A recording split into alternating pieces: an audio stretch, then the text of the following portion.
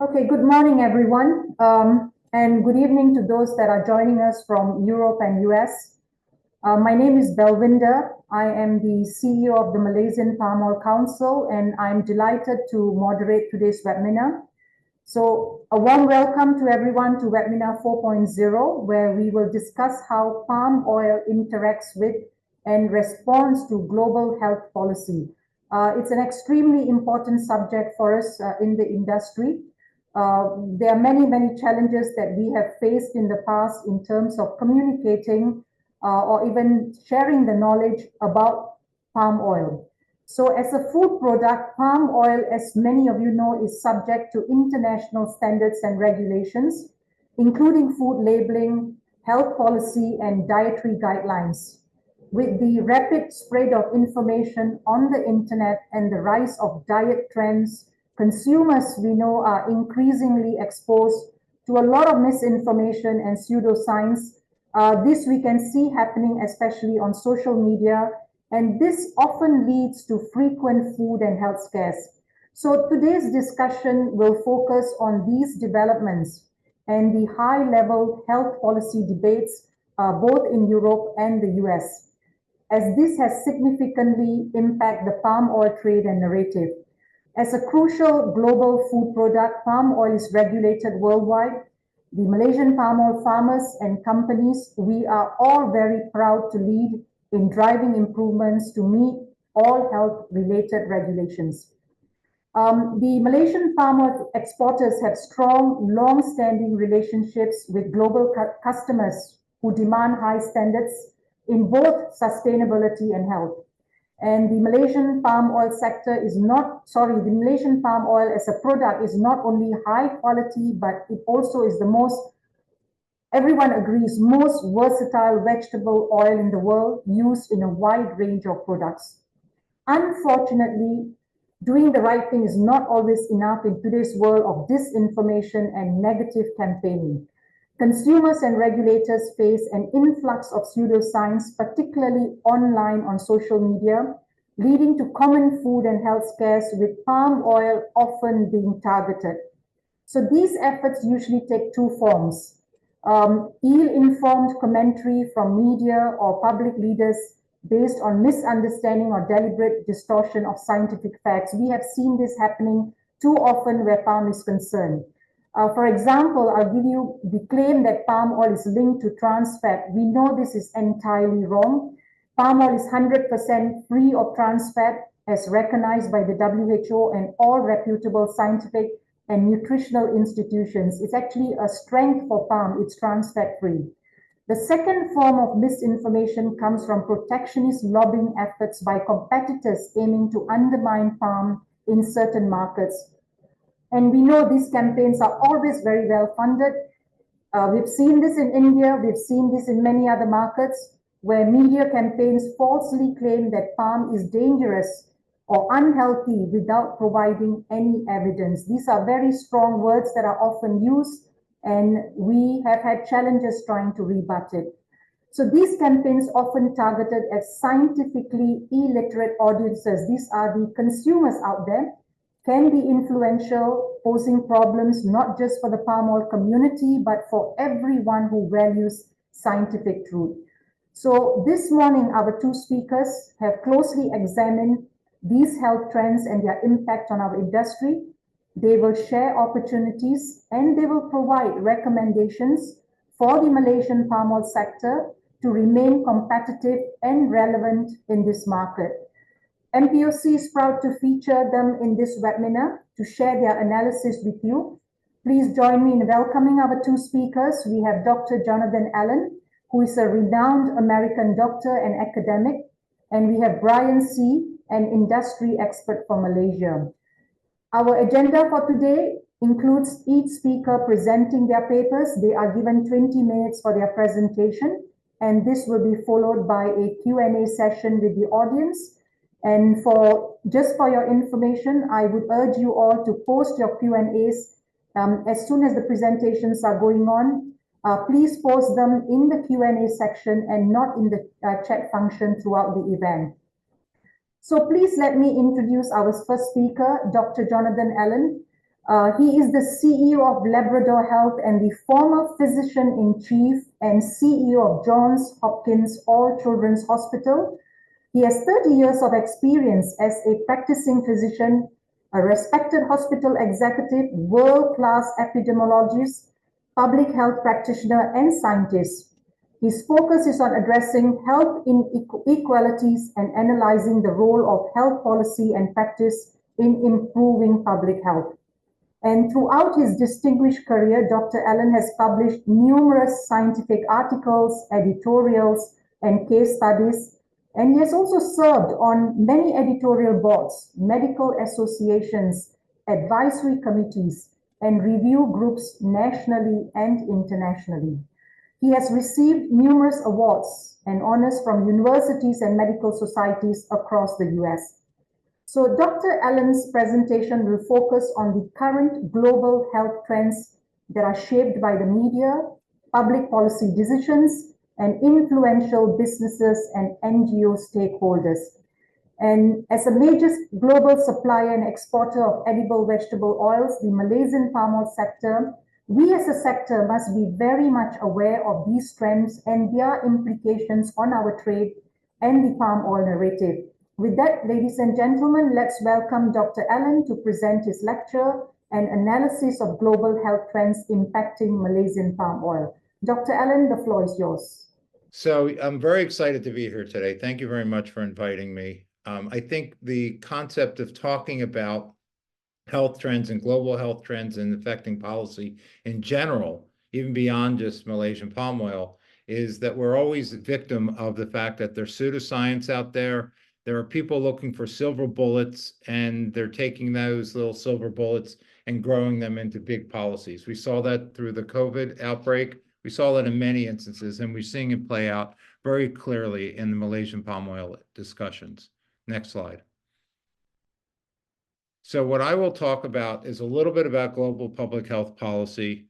I will talk about the challenges to responding to these policies, many of which we consider misinformed, opportunities that we have to address them, and then my recommendations. Next slide. So one of the things to recognize is who actually affects policy. And it would be simple if a group of well-informed, unbiased people got in a room and came up with policy, but that's not how it works. And it was mentioned earlier, there are businesses and competitors. There are public policy leaders who are not well informed about science, but who are driven by their consumers or concerns that someone with a loud voice or social media account can get to. And then there's obviously non-governmental organizations who may feel like they have as their mission to stop something that they have erroneously considered a bad idea. So these policies are not necessarily shaped by well thought through, but they come from various sources for various reasons. And they shape these policies that people come, they shape consumer demand, they affect the ability to make the products available, and they also affect and actually bias the health sciences that are going on. Next slide. So we feel like these kind of bad policy thinking has influenced the Malaysian palm oil discussion very much. As I mentioned earlier on, they lead to short-sighted and poorly informed public health policy around palm oil. And the most important thing, and this is, I guess, the take-home message of my discussion, is that we have to monitor that poor public discussion and policy around palm oil, and we need to respond to it. And we need to respond to it in simple terms, and we need to be not complex, and we need to be direct. Next slide. So what is hard about responding to policy? As I said earlier, the people that influence that policy can be governments, they can be social media people, they can be a consumer group that has a particular axe to grind, and it can be business competitors. Therefore, in responding to that, you need to think about all the factors that are involved in those poor policies being created. One of them is governments. Governments are not always sitting there thinking of the best policy. They're thinking of politics in some instances, and they also bend to the will of the loudest noises. And so that makes it difficult at times when they put regulatory pieces in place that block the ability to look at good science and make good decisions. There's also the fact, because of social media, that anyone who speaks out in favor of something that the social media cacophony is against can become a problem. So you can be smeared in the public sphere for basically bringing good science forward, or anything that goes against what the prevailing thought is, even if it's bad and misinformed. We also have gotten to the point where there's a lot of skepticism about good science. And what's happening now is we have bad science coming along, being extrapolated into policy, and people are not well informed about what science is and how to take science into policy. And finally, as it can be, as we talked about, you think about where are the spaces where rational discussion and rational rational science and thinking turns into good policy. And we just don't have those kind of forums anymore. And you end up with everything being political or driven by the loudest social media voice. Next slide. So how do we respond to this challenge of bad policy or reframing policy? One is we need to find out and speak to what are most important, simple statements that one can make in the case of Malaysian palm oil that we believe will have a bearing on this debate around whether that it is, it's a healthy form of oil. And the first is to really talk about health inequities. So when we talk about the cost of a fat in a diet and in foods, when you think about it, this is one of the lowest cost ways of providing fat and oil into food. And that's really important. And then when you start getting into other uses of Malaysian palm oil, you realize that cost is essential, particularly in low and medium income countries around the world. And it also has an impact on the food, as we talk about in the higher income countries, and we talk about inflation. We talk about the cost of changing those nutrients in the foods. It would become much more expensive if we had bans or any type of work against Malaysian palm oil. The second is that as part of a balanced diet, it's very healthy to have palm oil included. And if you take it and you think about, well, what happens if that's all you ate? Well, we don't ever talk about that. If all you ate was butter, you would have a very unhealthy lifestyle, but you don't. But every now and then you have it in your diet, and it's a saturated fat, just like palm oil. And it's people in a balanced diet, it's important to have. And it becomes responsible for consumers to make that balanced choice. And we should not be allowing policymakers to take one scientific fact that's misinformed and drive the whole policy around what consumer choice can look like. And then finally, we just have to make sure that we continue to speak about the science. There is no trans fats in this case, and yet people will point to bad science and say there is. Next slide. So the most important reminders for those who are having these discussions is that palm oil is 50-50 unsaturated and saturated fats. It's an important thing to recognize. Saturated fats are not harmful as part of a balanced diet, which is very important. Butter is a saturated fat, and that is not something that we go around saying, get rid of butter. And palm oil is not a trans fat, and that's really one of the more important facts, because that's a way that it is maligned often. What you'll hear in the next presentation is that there are benefits of palm oil, particularly when it comes to micronutrients. And then finally, as we said earlier, that you need to address the fact that food inequality in low-income markets and Western markets is really managed through the use of Malaysian palm oil. Next slide. So go back one more time. One slide back. There you go. Thank you. My recommendations are make sure that you communicate any science that you're doing simply and effectively. Don't put 25 contingencies on any statement you make. Use declarative statements that palm oil has 0 trans fats, it keeps food prices low, and it contains important micronutrients. That's important just to say it that simply. Don't get more complicated than that, because that will get in the way of what people do, and they'll start picking at what your statement is. And the other part is make sure you combine your voice with outside experts. make sure that you bring people with a high brand into your dialogue as we have this discussion. Thank you. Thank you, Dr. Allen. You got it very right to the point. I like what you said. It's healthy to include palm oil in a balanced diet. I think a lot of consumers out there don't understand. There's really no good food or bad food. Some people say that a certain food is good, some is not good, so I don't include it in the diet. It's more about balance. It's more about having a variety of food. That's important. So every food is fine to have. But I like what you also said. Palm oil is balanced, 50% unsaturated and saturated. So that's a balanced oil that we have. Saturated fats are not harmful as part of a balanced diet. This is one of the challenges we've faced for years, where many of the consumers tend to perceive palm as a saturated fat, so they tend to want to avoid it. But I think the science behind it supports that palm is a very healthy product. Butter is a saturated fat, but consumers tend to enjoy more butter. You know, they want to use butter in their cooking in any form itself. And yet they don't realize sometimes that it is a saturated fat. And palm is not a trans fat.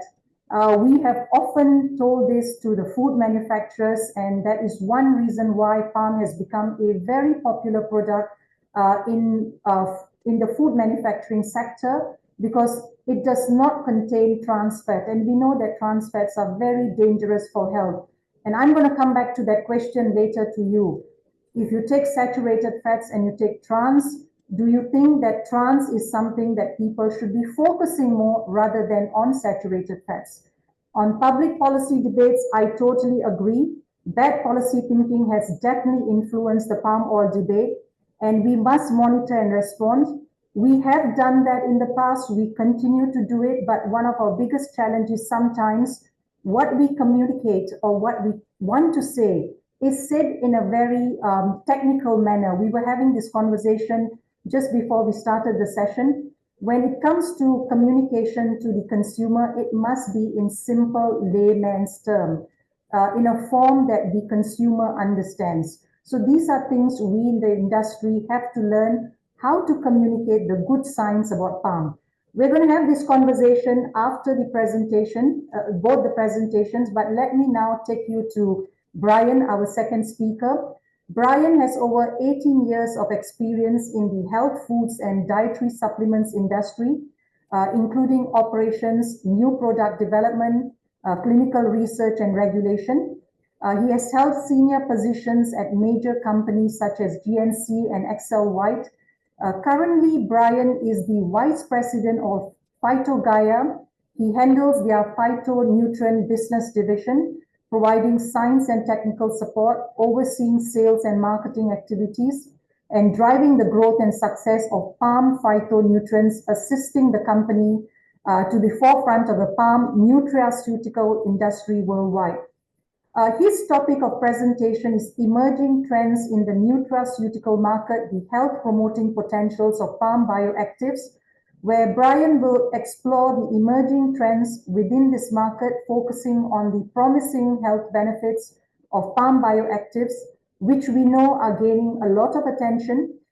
Brian will share recent scientific advancements and market developments in this area, and discuss future prospects and challenges in positioning palm bioactives in the nutraceutical sector. Brian, I'll pass the session over to you. Thank you, Belle. Thank you, Ms. Belle. Again, thank you, Ms. Belle, for the kind introductions. Good morning, everyone. My name is Brian C. I'm the VP for Phytogaia. So today, it's my pleasure to share with you my experience, especially in the emerging trend in the nutraceutical market and the health promoting potential of palm bioactive. So what I'm going to do today is to walk you through, those bioactive and phytonutrients found in oil palm, and then I'll pick the two important phytonutrients, the palm tocotrienol and carotene. I'll go through the profile, the benefits, and then I'll jump into the nutraceutical market, the potential market size, and then the current trends, the challenges, and the opportunity that we can foresee in the future. Okay.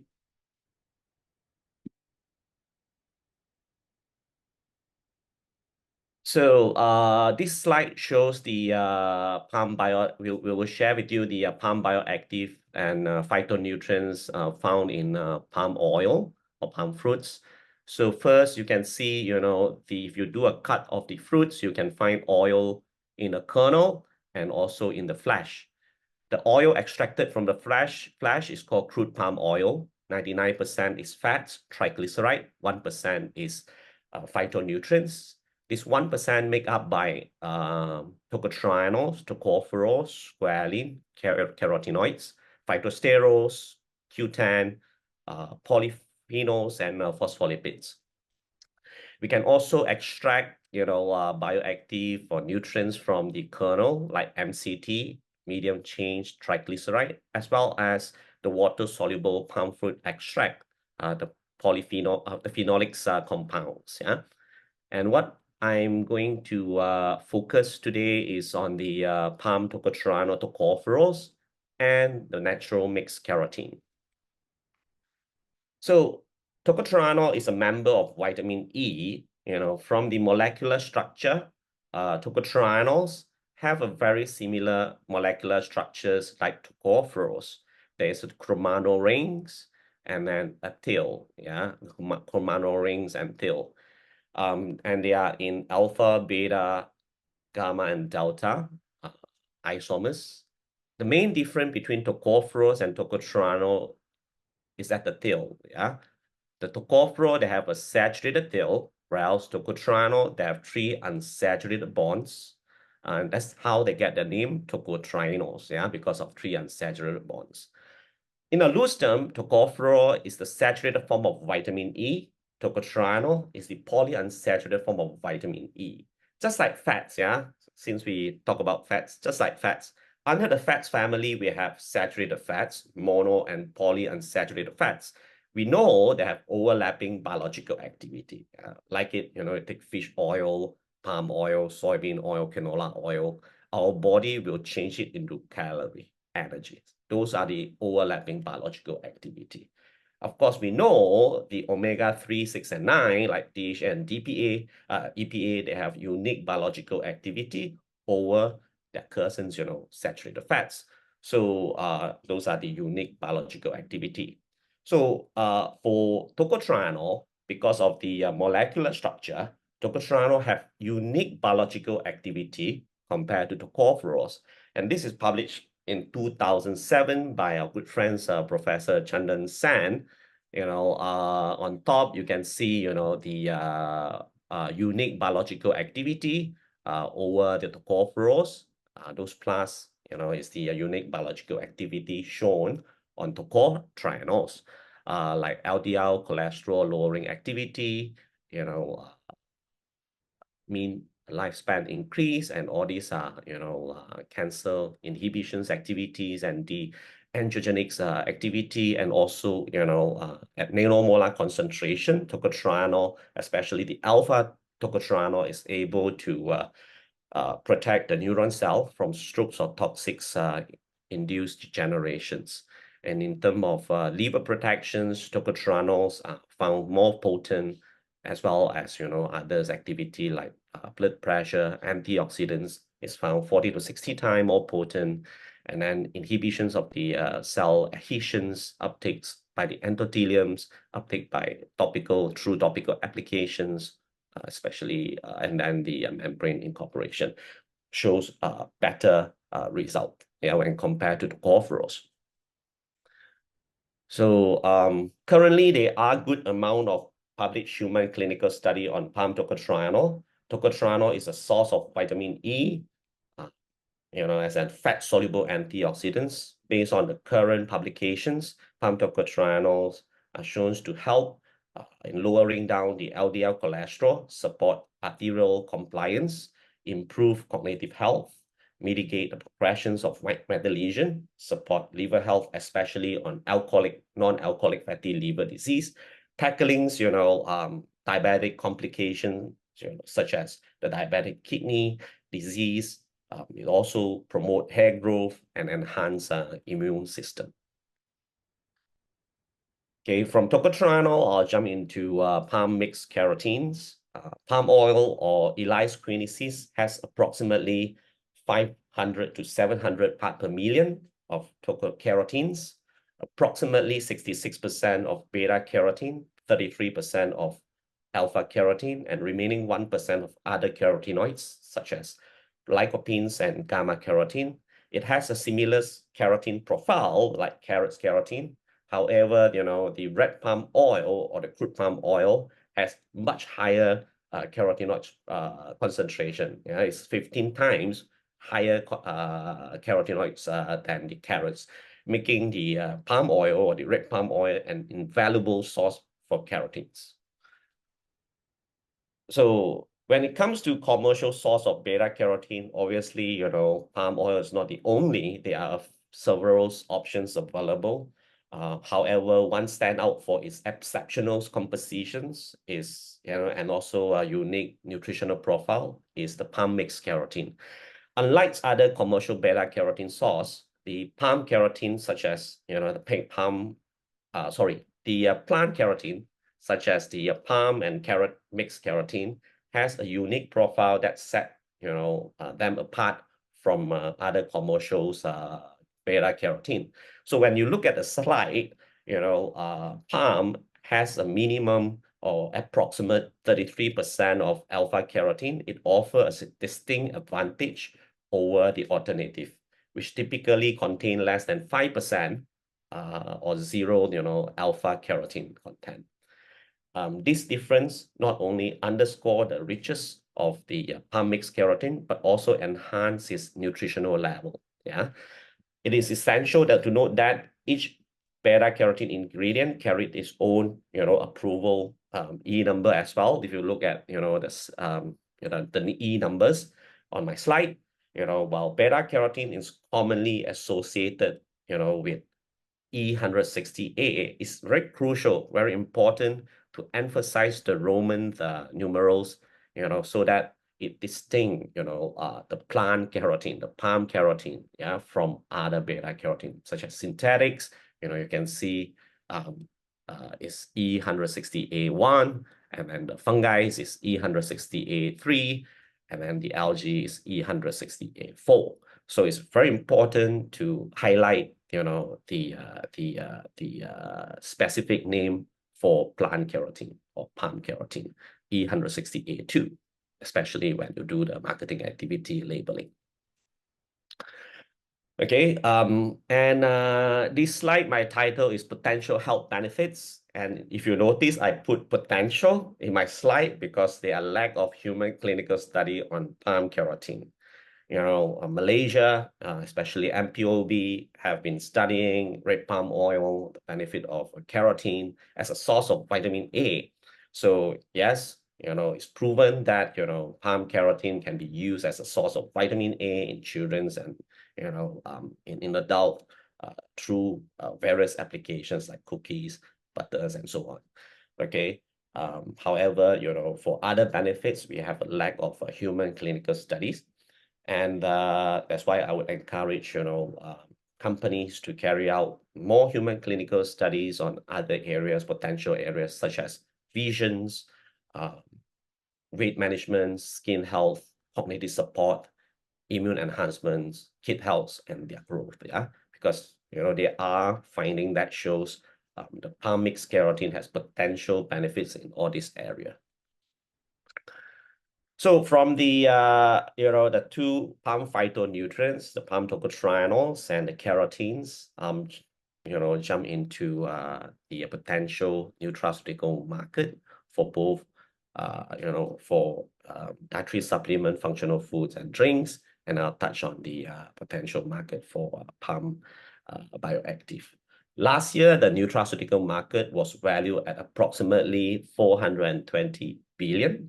And this year is expected to reach 457 billion, reflecting an annual growth rate of 9.95%, At this rate, the nutraceutical market is projected to nearly, 1 trillion by, 2032. Yeah, so it's a huge potential market for, the palm bioactive producer and companies. The Asia Pacific region is the largest market, led by China, India, due to their large populations, and then this followed by North Americas and the European countries.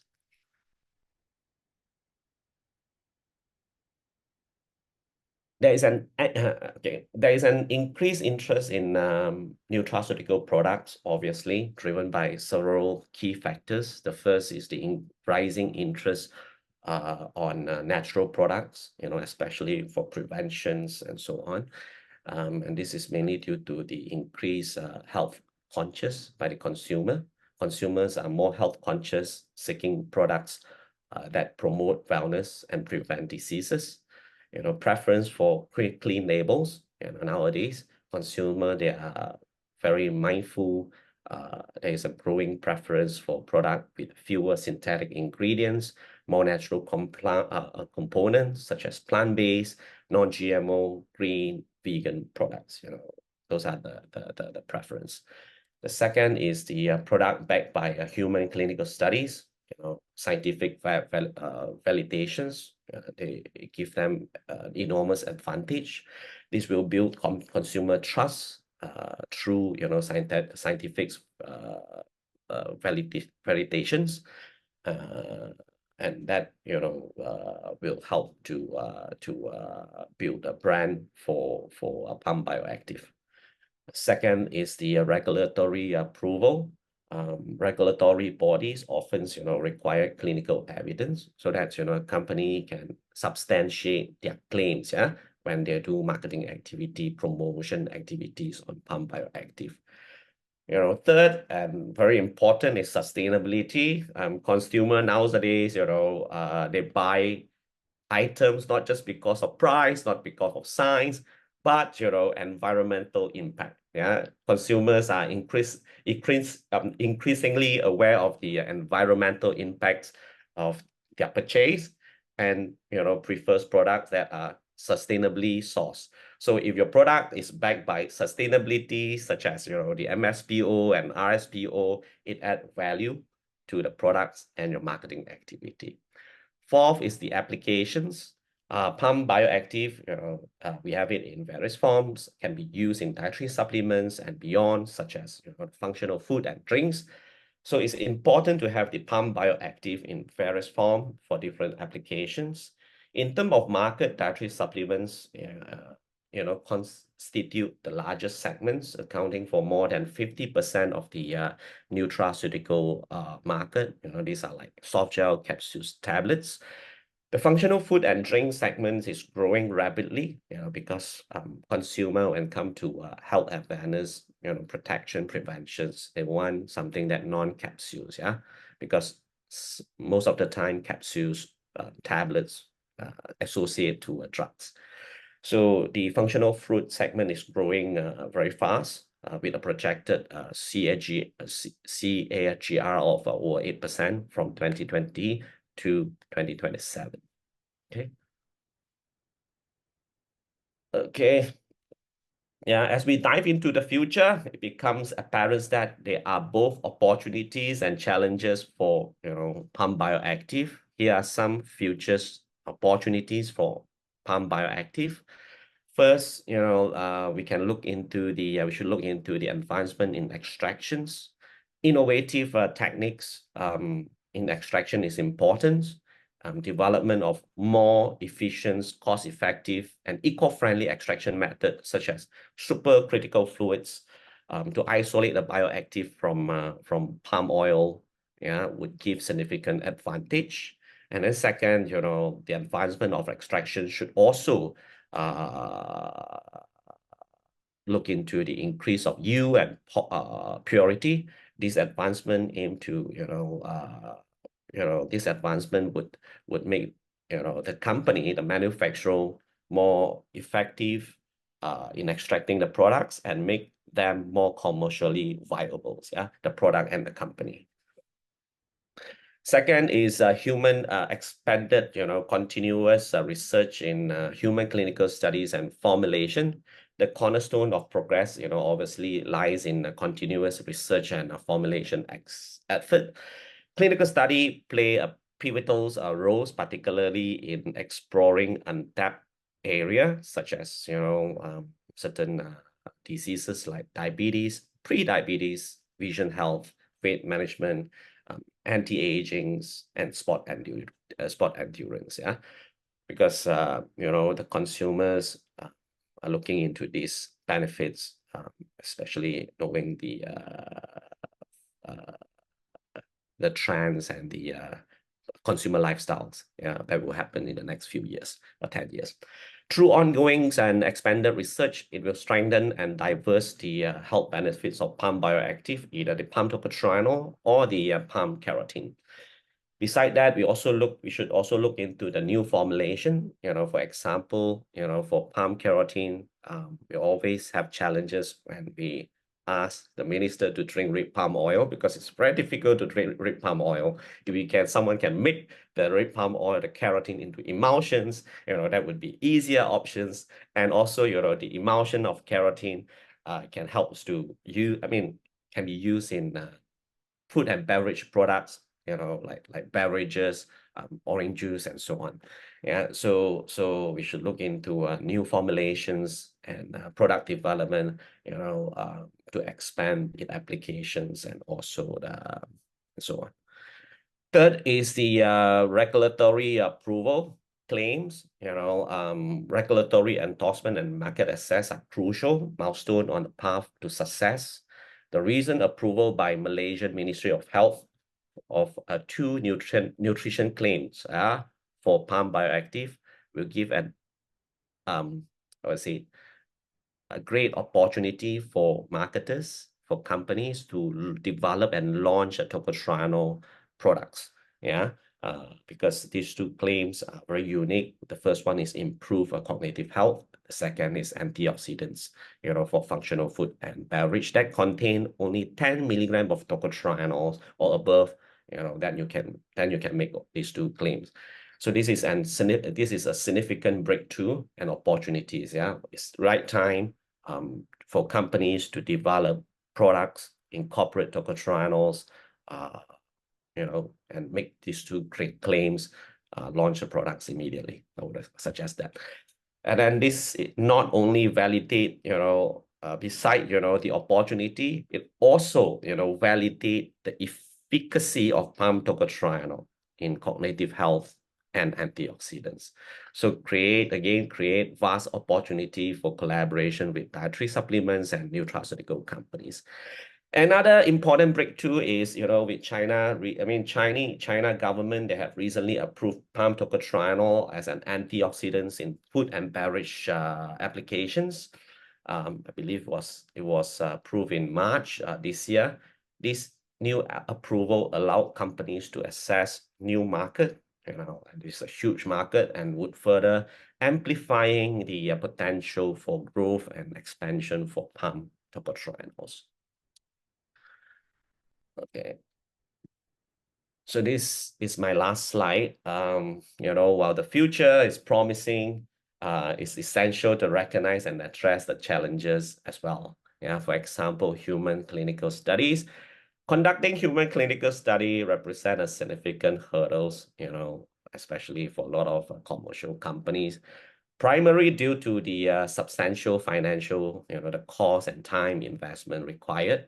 Another challenge is the complexities of this human clinical study, which require a lot of knowledge and experience. And all this complexity add another layers of concern and challenge when investing in human clinical studies. Okay. Second is the skilled technical personnel. Obviously, there is a shortage of skilled personnel. Works pose a formidable challenge, particularly in the fields such as marketing and business development, as well as advanced extraction technique. Addressing these shortages required comprehensive educational initiative, including specialized trainings, programs, tailored to the needs of these nutraceutical sectors for palm bioactive. And then, once you get, produce a skill, technical personnel and other issues, later will be the retention or retaining the skilled employees, yeah?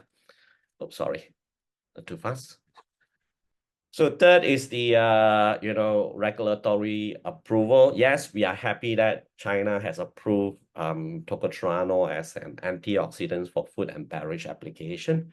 But, the usage, is small. It's 200 parts per million or 0.2 grams in 1,000 grams. So the usage is small. To increase the usage and amounts, we need to continue engage, MPOC manufacturers, the Chinese government to submit another approval to get tocotrienol approved as a supplement ingredient. And this would actually then increase the usage and market and opportunity for palm tocotrienol in China. Yeah, and I would encourage, collaboration between MPOC, manufacturers to engage, to discuss how to approach on this registration. Lastly is the consumer education and awareness. Despite, the potential health benefits of palm bioactive, bridging the knowledge gap among consumer remain a significant challenge. Yeah, Bell, Miss Bell, before the webinar started, we have this discussion. So we agree that, to deliver effectively, the benefit of the palm bioactive to the consumer is a challenge. And then some more, we have the misinformation, negative perception, deforestation, sustainability surroundings, on oil palm, and its derivative. This complicate the efforts, when we want to do marketing activity. However, I don't give up. Continuous and effective marketing strategy and outreach program campaign are important, continuous. What we need to do is continue doing what we are doing in educating consumer about the unique benefits of palm oil and the safe usage of palm bioactive. So this is my last slide to sum my presentation. The future for palm bioactive in nutraceutical segment looks promising, driven by the rising awareness of health and strong demands in new plant-based, vegan type of non-GMO type of products. And if we could capture just 0.02%, of the potential nutraceutical market, in say for 10 years later, it would be equivalent to approximately $200 million. Yeah. In order for us to achieve this, we need to focus and invest in research, clinical studies, educations, awareness campaign, new technologies, innovative product development. Once again, thank you so much for your time and attention. If you need more information, feel free to contact us or let me know your question during the Q&A and or panel discussion section. Thank you. Bye-bye. Thank you, Brian. You left, the message you sent across, it's a 0.02% of the nutraceutical market if we are able to capture. Yeah. That's a huge market. I sometimes wonder, are we so comfortable doing what we have been doing in the past? Selling palm oil or even trading in CPO. Yes, we've gone to the downstream, but this is really a very niche market that we need to explore.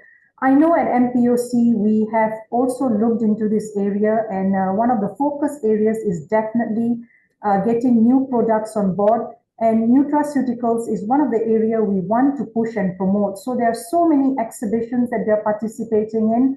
We are trying to encourage our manufacturers to join us, but the hurdles are plenty. You have said it, you need more human clinical studies. That is still lacking. And one of the biggest problems that we have is, I guess, I have to say, it's the financial cost. When it comes to clinical studies, it's not just about a short-term cost, it's about a long-term cost. Yeah. You need to put a cost maybe for 5 to 10 years. And secondly, you need to do your studies with reputable scientific organizations or even reputable universities so that your research becomes a credible piece of research that can be used worldwide. Lots of challenges, but a very exciting industry, annual growth rate of 10%. Yeah. We certainly cannot afford to ignore this, you know. I think the palm oil sector needs to have a look at what more it can do to move up the ladder rather than staying where it is. Now, you mentioned about red palm oil. It's very interesting, yes. You know, one of the biggest challenge we faced when we wanted to promote red palm oil years ago, I'm just talking about the Malaysian market. Yeah. People could not accept the color because some communities, it's just a matter of discussion. There are some Yeah. communities that use the red color as a prayer oil. You know, Yes. it's Yeah. common out there. And they couldn't distinguish that. You know, we were telling them the red palm oil can be used in your cooking. It's high in carotenes. Yeah. It's a very, very healthy oil. But the problem with consumers is they are far too used with the RBD palm oil, the yellow version, Yeah. because that's what you see on a daily basis in the market. So how do you change the mind of a consumer and saying, I have got a new product for you here, it's red in color, and some thought we were adding color to it. And we were saying, no, it's natural carotenes. It's extremely healthy. So Yeah. that's one of the hurdles we face. But yes, over time, when we started educating consumers, putting it right there in the front of them, and one of that, yes, it did go viral when minister said, take a spoonful of red palm oil. Well, I know planters, I know people in the industry, even me myself, I've taken palm oil on a daily basis. You know, I've taken the tocotrienols capsules. I've done that, no issues at all. But to ask a normal consumer to keep consuming oil on a daily basis, just drinking it, a teaspoon of it, it's a little tough. It's Yes. a little tough, yeah. So there are many other ways that we can educate them, and we are doing it, but it's going to take time for consumers to accept. And people are more familiar with red palm oil here in Malaysia, but we need to do a bigger push in the international market, you know. There's just so much of potential for the market out there, especially those that are looking for health and wellness. This is the product that we should be placing either in their kitchens or in the supermarket shelf. I'll come back to you with many more questions on your presentation. I Sure. want to come back to Dr. Allen. I have questions for Dr. Allen. Do we have Dr. Allen back? Yes. So Dr. Allen, you know, the question I asked you during after your presentation, we know that trans fats are strongly associated with increased risk of heart disease. And there are some who have suggested that trans fats can increase the risk of type 2 diabetes. I'm sure you're familiar with that. So my question to you, when considering the health impacts of saturated fats versus trans fat, would you say trans fats are generally regarded as a bigger concern for consumers? Would you discuss about that, please? Well, trans fats are considered much more dangerous. Their risk of heart attacks and triglyceride abnormalities is much higher than it is for saturated fats. So there's a reason why people are against trans fats, and I don't think there's a lot of debate. And the thing about trans fats is you can substitute saturated fats and other fats for it that in a balanced diet are acceptable. And that's where I think we need to go with our discussion. Okay. The other thing about saturated fats, there's always this stigma in the minds of consumers, you know, saturated fats, it's bad for health. What do we need to do to get people to understand that saturates can behave differently, different saturated fats behaves differently, and there are healthy saturated fats. It can be part and parcel of your diet. What do we do to educate consumers on this? This is one of the challenges that we are facing in the sector. We know palm is a very balanced oil. It's got 50% saturates, 50% unsaturates. You know, it's got the liquid fraction, it's got the solid fraction, and the solid fraction allows us to do a lot of products that can be used in the solid fats food manufacturing sector. But yet people don't understand. The consumer does not understand. What do we need to do in terms of educating people about this? Well, I think I mentioned earlier that you've got to, as part of this campaign, this education of the consumer campaign. We have to be very clear where the information is coming from. And the response that has to be in each case has to be a simple one, has to be simply stated, not overstated. So when you use the word balanced diet, that's a lot different than saying a diet that's solely based on A or solely based on B, but it's balanced. And the idea of a balanced diet then also takes into account the cost of a balanced diet. So you start putting together the costs, you put together balance, you talk about the alternatives and what kind of alternatives you have and the taste of food, and you start mixing all those things together, and you come up with a very simple equation, and you've got to combat the voices that are bringing, I don't know if it's so much disinformation, but as if there is no balance and there's no ability, autonomy of the consumer to make a decision about one food or another in a balanced diet. And so I find the answer to all this is to have a very simple statement about balance, about cost effectiveness of different food groups and healthiness of different food groups. And in the case of palm oil, really sticking to the fact that if you think about the cost, you talk about how it improves the taste of food, and you talk about a balanced diet, you get away from this debate that a saturated fat is a good, you don't want to start debating, quite honestly, what a good saturated fat with a bad saturated fat. It's got to be about a balanced diet. Not everybody, most consumers have saturated fats in their diet, okay? That's just the fact. And the truth is, people who have less money have more saturated fats in their diet. So the question is, how are we going to get them a balanced diet at a good cost? And all this stuff, really, at my point, and I don't mean to push back, but I wouldn't even get into the debate about what's a good saturated fat and what's a bad saturated fat. I'd say balanced diets are good diets. And so our push is to get people onto balanced diets. It's not, people are not eating pure anything. And that's not where we should be talking about it. It's about a balanced diet. And if you're balanced, you're fine. Some people have butter some of the time. They don't need it all the time. If you ate a stick of butter every day, I wouldn't say that's okay. But if a balanced diet includes butter, that's fine. It has saturated fats in it. And so to me, I think it really comes down to the economics, and it comes down to the issue of balance. And that's really the answer to all of this. And if you get drawn into a discussion on the margins, you're gonna lose the consumer, because they're not thinking about the margins. They're thinking about a very simple statement. Is it costly? And as part of a balanced diet, am I okay? And the answer is yes. So, oils and fats are very important in any diet itself. They help in the absorption of vitamin A, D, and K, A, D, E, and K, for example. But yet we know there are people that are removing oils and fats completely from their diet. Is that the correct thing to do? To take all fats out of your diet? No. No. I mean, Why?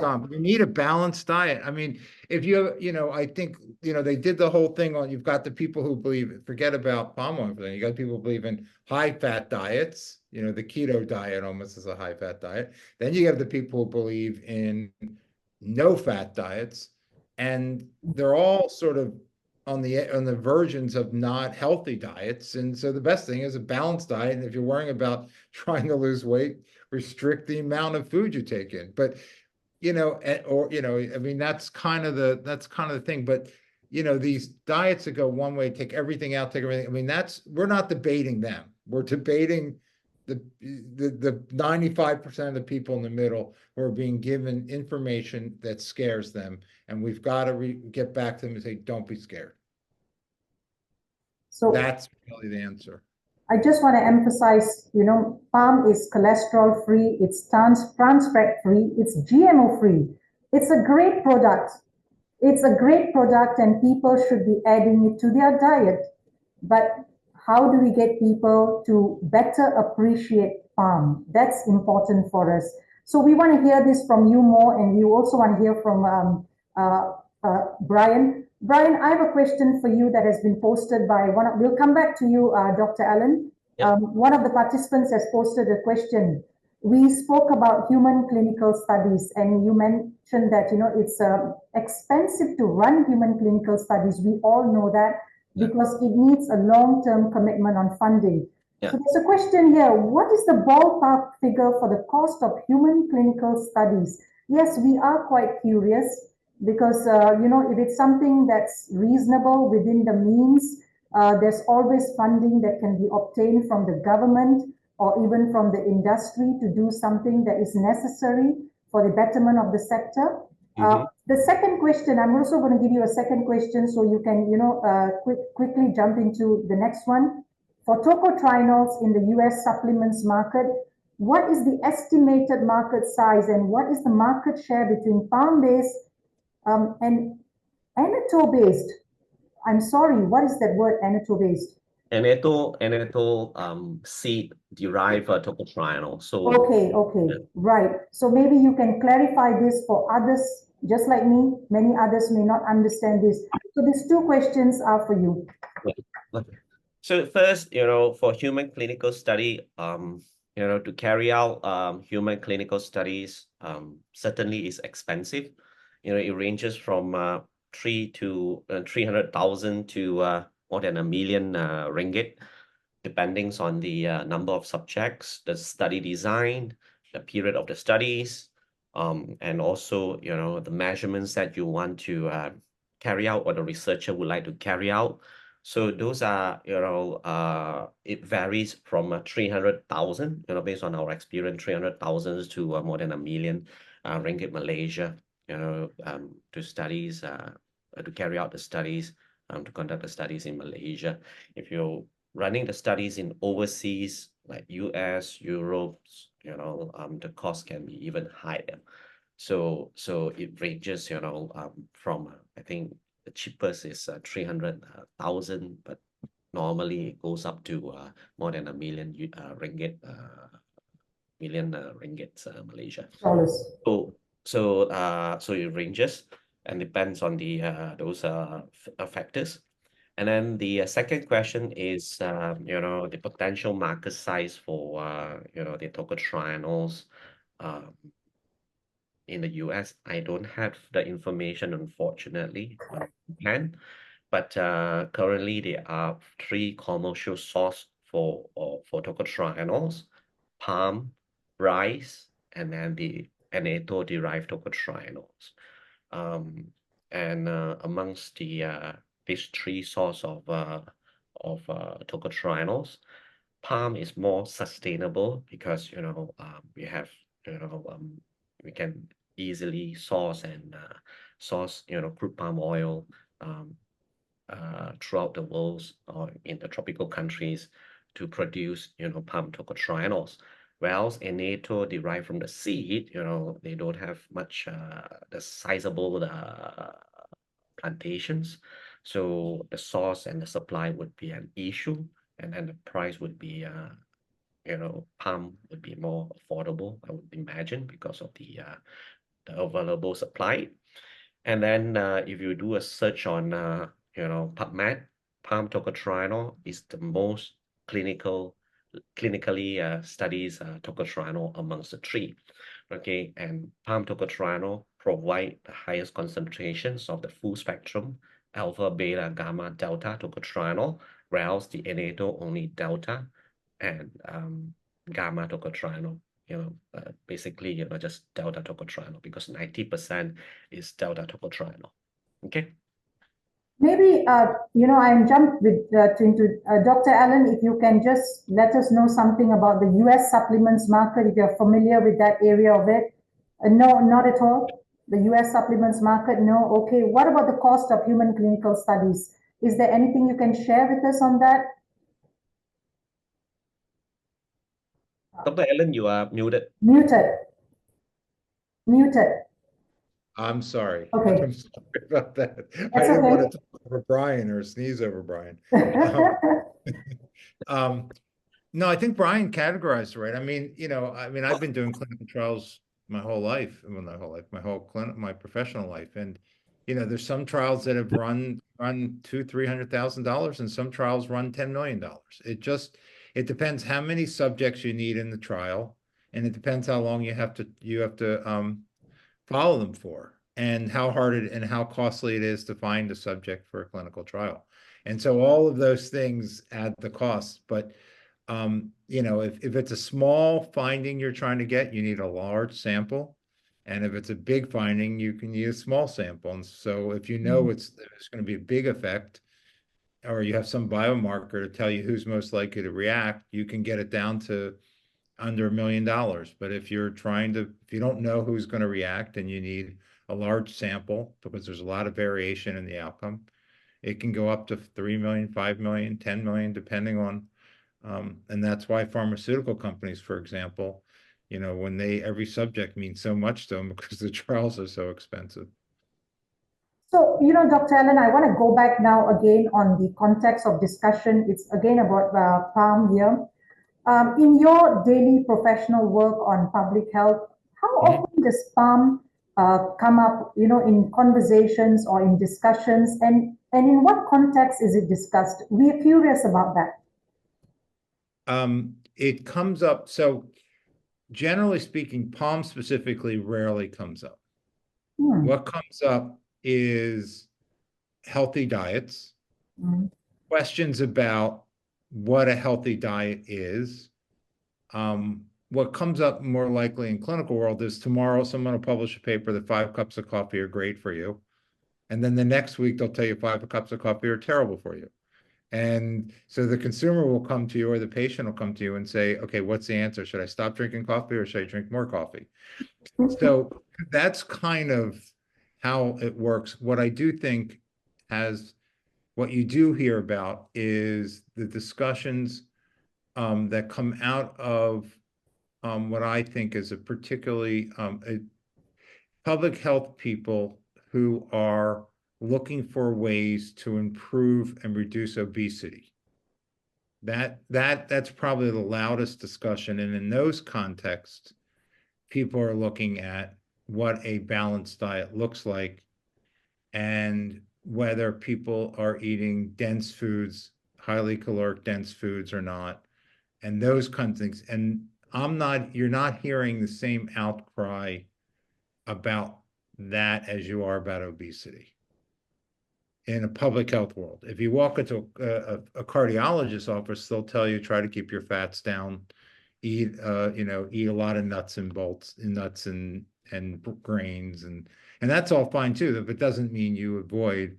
But what happens is you have, and this gets to where I think your point is, that you get people screaming on the margins around, okay, we're worrying about dense caloric foods.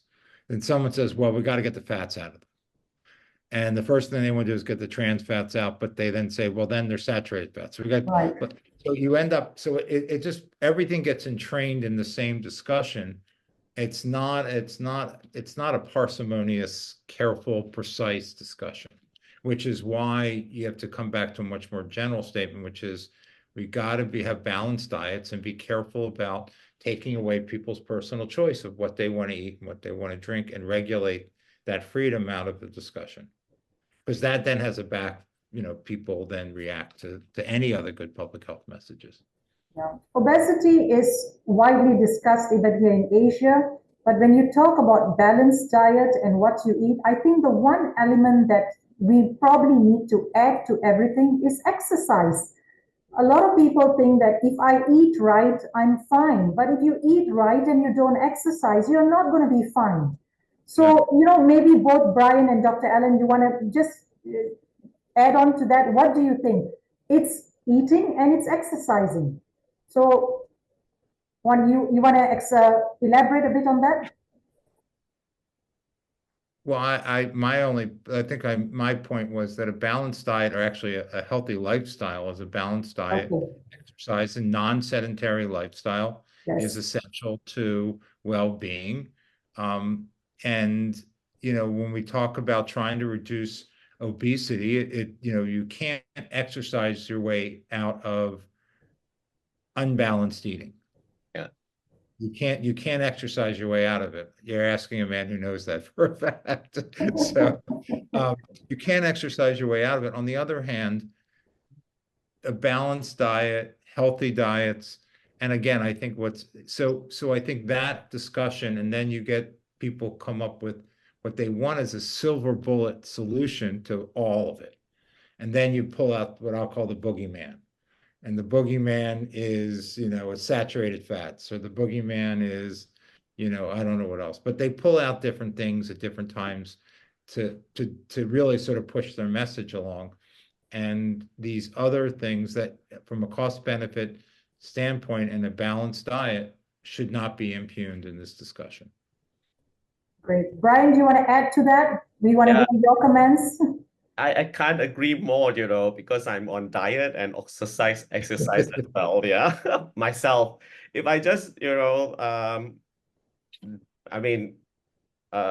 to reduce my body weight through exercise without controlling my, food intakes, it doesn't work. Basically, the calorie that you intake without any, uncontrolled, but you control your exercise to burn, you don't have the deficit. You need the deficit, right? To get rid or to reduce your body weight. So exercise, is important. I agree. Okay, interesting question I have, Brian, that's for you now. This is a subject matter that has been brought up quite recently for the last 2-3 years. It's about contaminants, 3-MCPD and GE. I think you're quite familiar with that. So there's a question here, will 3-MCPD and GE regulations in supplements be an issue in markets outside of Europe in the future? Can palm-based supplements meet these regulations? Depends on the process, Ms. Bell and Eden. So it depends on the process. There are processes that can control the amount of 3-MCPD and GE. Okay, so to definitely, through these processes, we are able to meet the European requirements. So they are processes, and they are, palm bioactive products that can meet this requirement. Yes. Okay, that's very good to hear. I want to go to another subject. It's new innovations. You talked about nutraceuticals. So, we now see a lot of new innovations in plant-based diets. You mentioned about that. We have plant-based meat, dairy alternatives. We have protein bars, so popular all over the world. Why is the trend towards plant-based diets growing rapidly? And I'm sure Dr. Allen can add on to that. But Brian, I want to hear your comments about it. There seems to be a growing market for that. The one, is sustainability. There are not many areas that we can expand to raise livestock, to get meat, protein. So that's why, plant-based is an alternative source for protein. That is one of the main factors drive, the plant-based products or plant-based meat. And then the second is the health conscious amongst the consumer, that moving away from animals to plant. And also, the fourth is the sustainability. Again, sustainability, that you can get continuous supply of the plant-based products. So we'll see. It's a good thing, but I don't think plant-based would replace the animals or others in derivative or source. It is a good alternative, options for the consumer. Yeah, and then it's a rising trends for consumer in buying plant-derived products. Yeah. Yeah. So, Dr. Allen, anything on the plant-based diet that maybe even in the US you are seeing this trend coming up? I think Brian summarized it well. There's an environmental issue, which is people are worrying about what happens with animals in terms of what they do to the environment, in terms of the gases they produce in their feeds. You have the issue of sustainability, and you have the fact that it sounds like it's more natural and healthy. So I thought he really summarized it very well. Okay. When we Brian, I remember you mentioning about sustainability. It's becoming very important even in the health supplement sector or even the nutraceuticals industry. So this is also a debate that we've had for a long time, but we are pleased to note that many of the palm oil producers have moved towards embracing many stringent sustainability standards. You mentioned about MSPO, RSPO. Yes, MSPO is nationally mandated. It's independently audited. And many people are recognizing the potential of MSPO. We've got RSPO, the Roundtable on Sustainable Palm Oil. So countries like Malaysia are taking it very seriously where sustainability is concerned. We know that people are very concerned about the environment, and we ourselves as an industry realize that if we want to move forward and we want to market and sell our products, sustainability is the area that we need to emphasize. But many people tend to get the wrong messages when it comes to environment and sustainability. And I always like to remind them that, we are a small country, but yes, we produce a global commodity. Malaysia is the second largest producer of palm oil in the world. It's an excellent achievement for Malaysia to have that. But it's a very small area in this country that we plant oil palm. I mean, Dr. Allen, I don't know if you're aware, but you probably are. You must have heard it. We've only got 5.65 million hectares, or 17% of our land bank in this country planted with oil palm. That is extremely small if you compare that to other oil seeds, be it soybean, sunflower, or even rapeseed.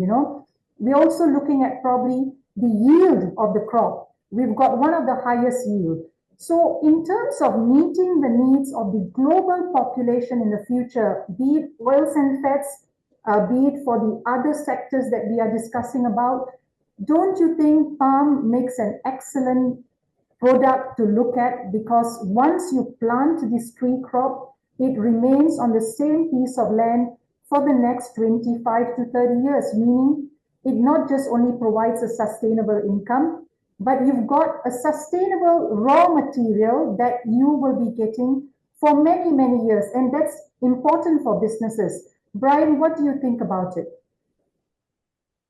Sustainable raw material, isn't that important for the sector, for the nutraceutical sector, for example? Yes, it's definitely, important for the nutraceutical, dietary supplement, and functional food and drink segment. In fact, European countries, a lot of manufacturers that stopped using, palm oil or even palm keratin just because of the sustainability issues.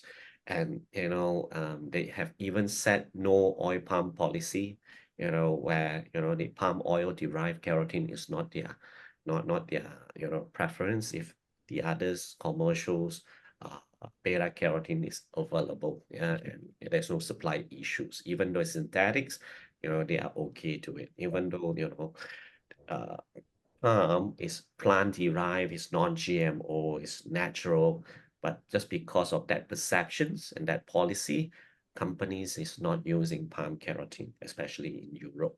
So and I agree, it's very sad, unfortunate to have this controversy, and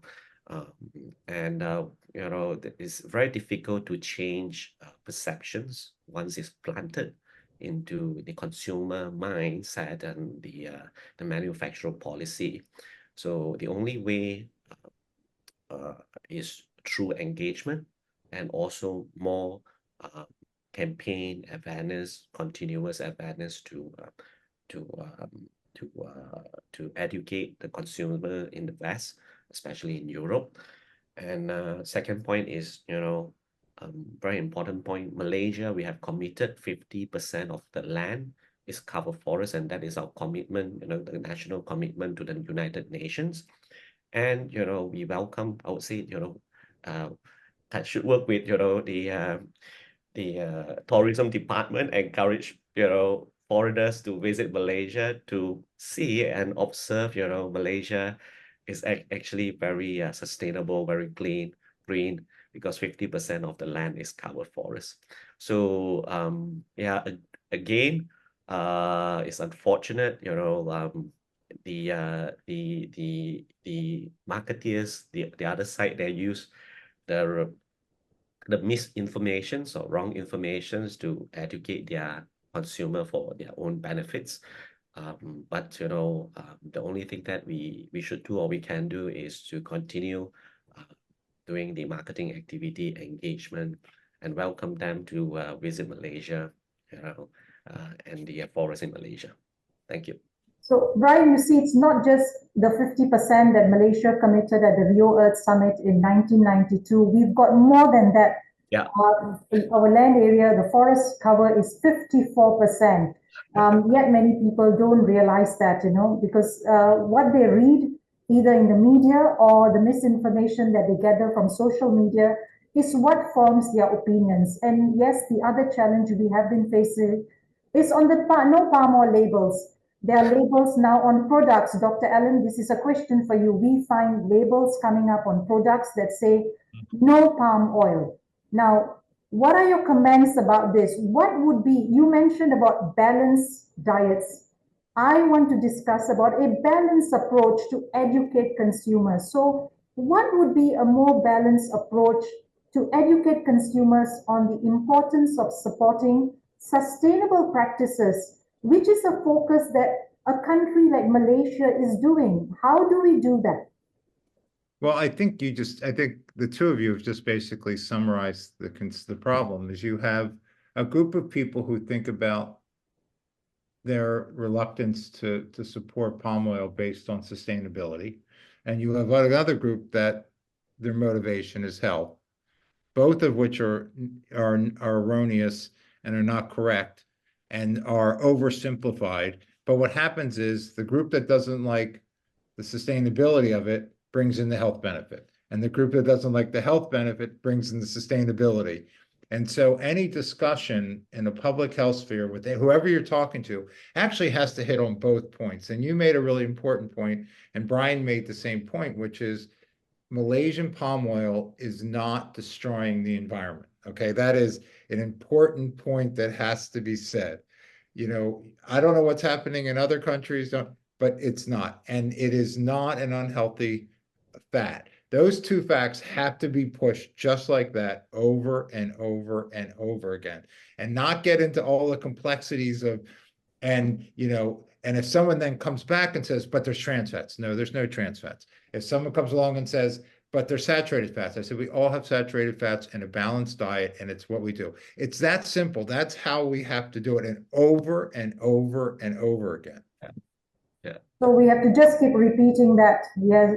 But simple, straightforward. Okay. And you have to tie Malaysian palm oil and a moderate, balanced diets together. You can't, because if you don't, then you're going to get nailed from the flank on the other issue. Whichever one you don't touch is coming in from the flank. So my question to you on this argument that we have, the debate that we're having now about how we should be communicating to the consumers.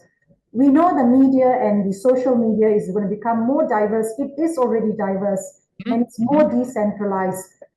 So do you think the spread of health misinformation is going to get only worse, or are you more optimistic for the future?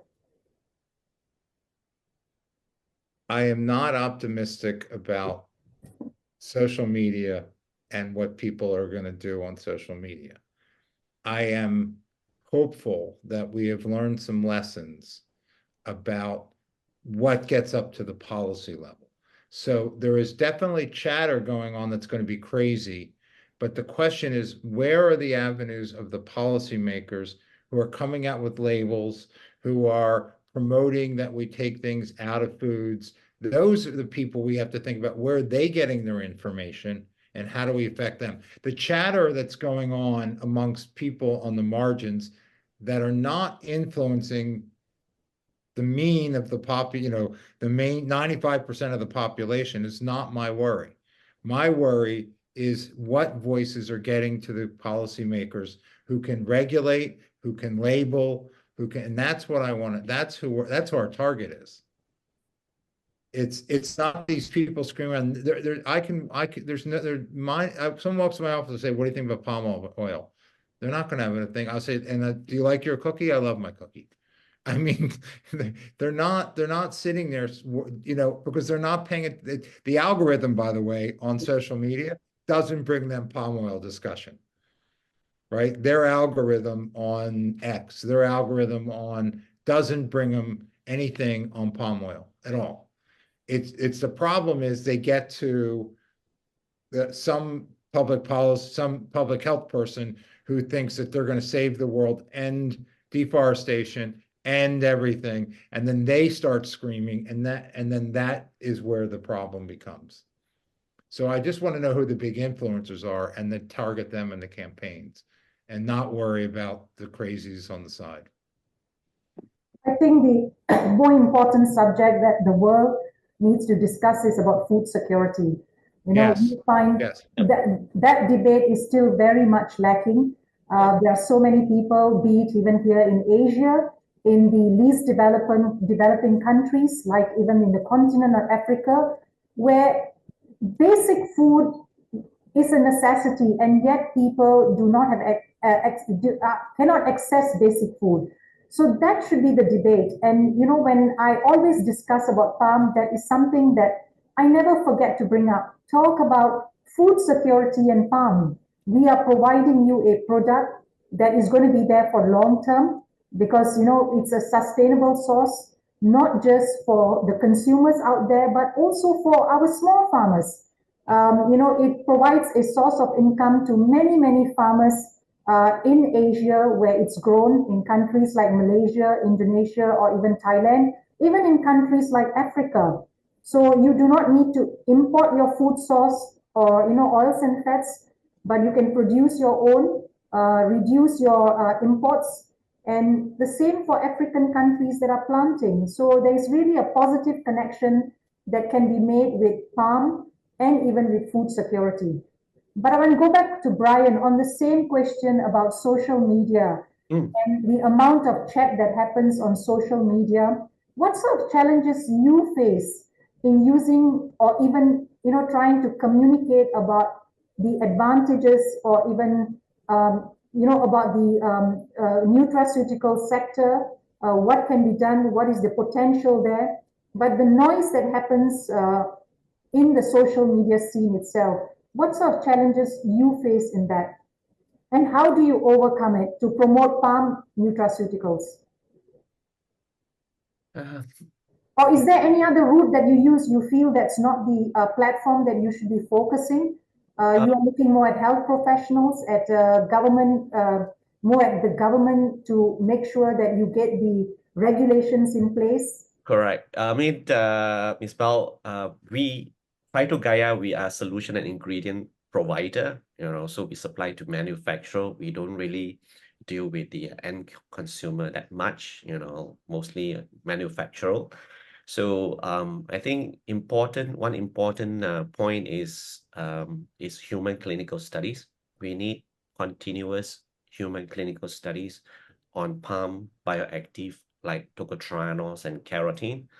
And with those positive results that we generated, we can obviously work with policymakers, through MPOC, work with Malaysian Ministry of Health, go through the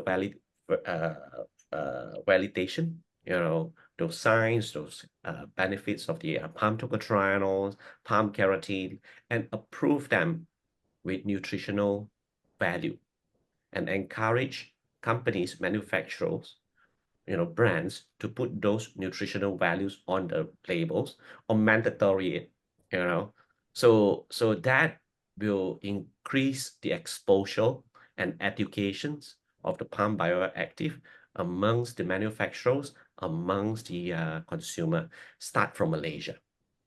So what efforts, Brian, have been made by a country like Malaysia to meet the quality standards and also gain recognition for palm-based nutraceutical ingredients? Do you just want to quickly summarize, give a summary on that?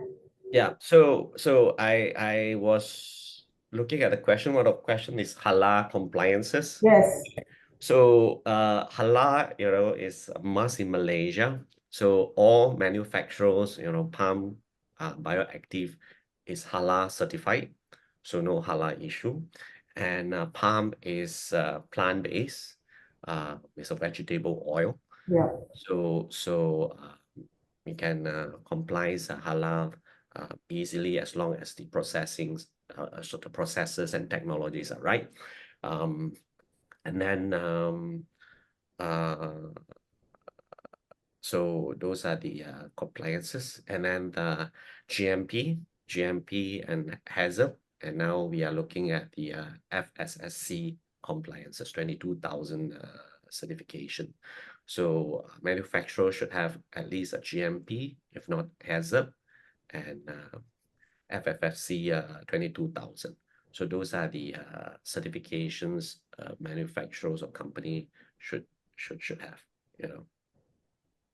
Dr. Allen, my question to you, during your presentation, you mentioned that there was increasing intervention in global health policy. You must be seeing that in all over the world today. There is this desire for governments to control what people are eating. We know it happens, because you want to make sure your population is not overly, not eating excessively of a certain food product that may not be right for their consumers. So what do you think, why do you think this is increasing, and where in the world do you see this happening in the worst form? I don't know why it's increasing. It's a really it's a political question. It's not even really a policy question. And I don't know why.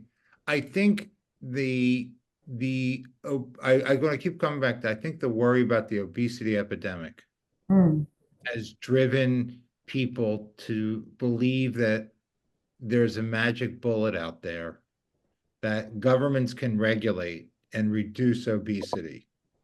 And it is a very, I'm going to say, elitist perspective that, people who are making these policies are not the ones who are trying to afford their family diets, who are learning to try to afford. You talked about it, food insecurity.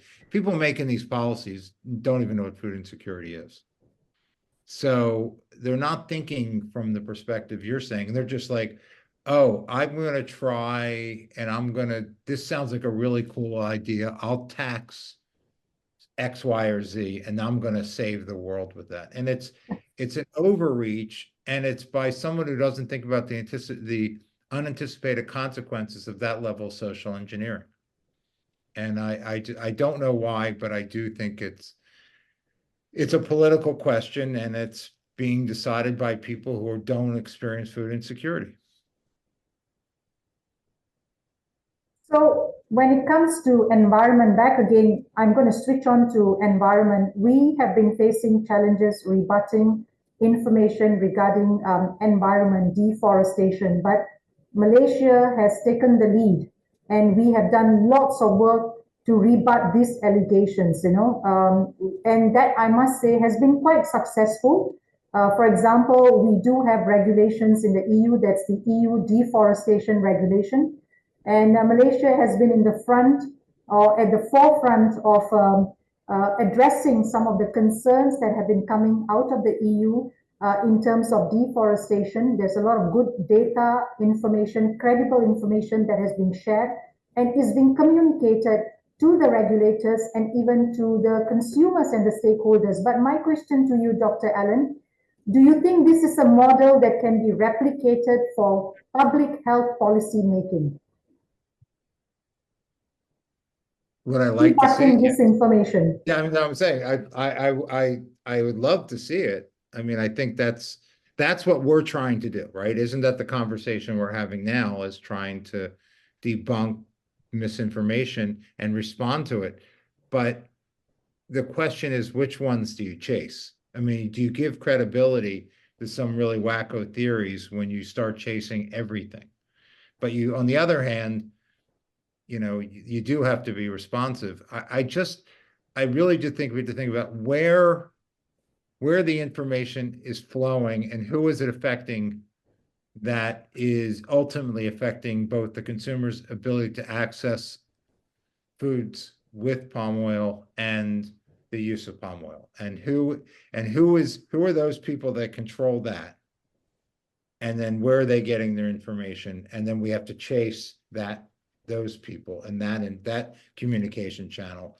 But chasing everybody who wakes up in the morning and says, my thing in the world is to make noise about palm oil, and no one's paying any attention to them other than they just get other people to put thumbs up, is not is that I don't know which ones to chase, because we can only chase so many. After a while, it just sounds like you're reacting to everything.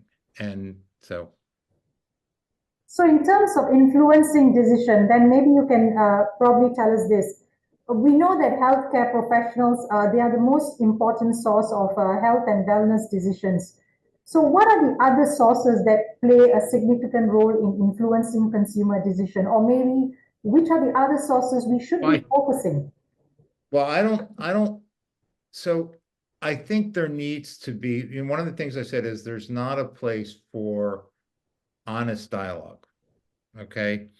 And so, I don't know the last time I saw a poster for a lecture or a debate on palm oil at a science meeting in a school of public health. I mean, that's not coming up. What you'll get is something on obesity epidemic, and then a bunch of suggestions, none of which can be implemented, but they just list them, and they'll throw stuff like get rid of all saturated fats. I mean, so the key would be not just doing clinical trials, which was part of the discussion that was earlier, but it's also getting yourself into these public debates and really coming with facts and not overstating the case, and just coming with facts, and just sponsor those kind of discussions in places where you can influence people. Thank you, Dr. Allen. That's something that's a very good advice, and that is something I think the industry should do more. We have been doing it. We have been participating in a lot of global conferences, and there are a lot of renowned medical professionals that do speak about palm. But I think the idea is that we must do it more often. We must be in the center of the debate rather than being at the sidelines and remain quiet. That's important. So I just want to, before I close the session, I want to just give a minute to each one of you to summarize your last thoughts about the discussion today. What would you like to leave to the audience as your message? We'll start with Brian, maybe. Okay. Thanks, Ms. Bell, once again. Everyone, thank you for your time and attention. So to sum up my presentation and sharings, I believe the palm bioactive market segment is promising and encouraging. In fact, of course, there are challenges in front, but if we can navigate and address them accordingly, we will have a bright and a bright future. And some of the key importance factors to drive the business is human clinical studies, and then expand the diversity health benefits, or strengthen the current findings. And with those findings, we can obviously work with policymakers to file claims. We can start in Malaysia, working with Malaysian Palm Oil Board and MOH to file claims for palm bioactive like carotenes, red palm oils, or palm tocotrienols. And through this this activity, and also the findings from the human clinical studies, we can bring all these benefits to overseas, to other countries. And yeah, that is my advice and suggestion. Thank you, Brian. Thank you very much. Dr. Allen, any last take-home messages for our listeners here this morning? Yeah, I think I've said it over and over again. But look, we know that there are benefits to Malaysian palm oil. We know there are consequences to anything that's done in an imbalanced way. And I think knowing those two facts and being able to communicate them in the context of where the decision makers lie and getting to them in a very direct, simple way, and is really the tantamount to the most important aspect of what we can do to make sure that public policy around nutrition globally that recognizes food insecurity, it recognizes that there is sustainability as a question, those kinds of things we need to get out there. So basically, there's no good or bad food. A bad food, there's only a good or bad diet. We agree on that point, right? Yes. Yes. Thank you very much. With that, ladies and gentlemen, thank you everyone who have joined us for today's webinar. Special thanks to our speakers, Brian, Dr. Allen, for sharing your expertise with us. I'm sure we all agree that their insights have been truly fascinating. And to those who submitted questions, thank you very much. For more information on palm and health, if you do have further questions, I recommend you subscribe to the Palm Sphere magazine, which is available on the MPOC website. We also have the Malaysian Palm Oil Policy website, which is dedicated to analyzing and reporting on policy issues related to palm, including health. We will be posting the information or the PowerPoints from the webinar on that site, and links are available, I believe, in the chat function now. I would like to end on a very hopeful note. While health misinformation still exists, as our speakers have highlighted today, it's important to combat it for the general welfare. Progress is being made here from Malaysia. Past scare campaigns against palm oil, for example, in the US, have been countered with facts and science. Yes, we used a lot of science, and that has been successful for us. Similarly, the belief that trans fats were a healthy replacement for palm has also been debunked. So palm is an excellent product to replace for a trans fat-free formulation. I believe that is a settled science also, but there will continue to be debates. New research continues to emerge about the benefits and uses of palm oil, such as its role in addressing vitamin A deficiency in many communities, for example, in Africa. And Malaysia has been funding many world-class research and developments in this area of new applications of palm oil that could benefit many more people globally. We do take pride in this country for being the gold standard for sustainable palm oil production, as also the most environmentally efficient and cost-effective vegetable oil on the global market. Our crops, which is actually palm oil itself or oil palm, supports many people and communities, and we are committed to serving them now and in the future. Thank you once again for attending this webinar. We will soon announce details of our next MPOC webinar, and I hope to see you there. Thank you very much, and all of you have a good day. Thank you again to our speakers. Thank you. Thank you. Thank you very much.